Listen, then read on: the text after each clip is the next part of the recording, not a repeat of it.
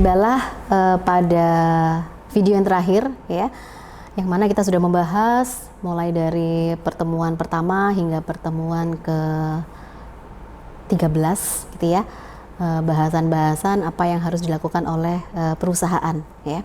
Jadi saya akan mencoba untuk merangkum gitu ya karakter dari perusahaan pemasaran yang hebat gitu ya. Jadi bisa dikatakan bahwa perusahaan memang harus memilih pasar sasaran yang mana pasar sasaran tersebut bisa dilayani sesuai dengan kemampuan perusahaan, dan kemampuan perusahaan ini pasti akan terkait bagaimana perusahaan bisa memberikan sesuatu yang bisa dinikmati, yang memberikan keunggulan superior bagi konsumennya ya. Hampir semua karyawan dan departemen perusahaan adalah pelanggan ya, dan itu pun juga harus dipuaskan. Jadi tidak hanya memuaskan konsumen yang ada di luar perusahaan, tapi karyawan juga harus dipuaskan gitu ya. Ada hubungan kerja yang baik antara pemasaran ya, bagian research and development, bagian manufacture, bagian keuangan ya, kesemuaan itu akan bisa mencapai kepuasan internal perusahaan ya.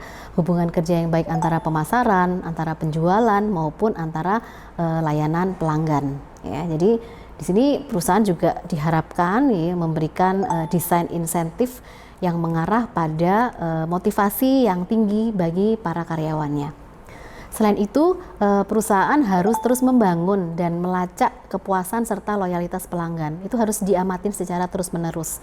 Jadi perusahaan harus mengelola sistem value delivery dalam kemitraan dengan pemasok dan distribusi yang kuat. Itu juga diperlukan ya. Jadi hanya memberikan value kepada konsumen, tapi memberikan value juga kepada para mitra.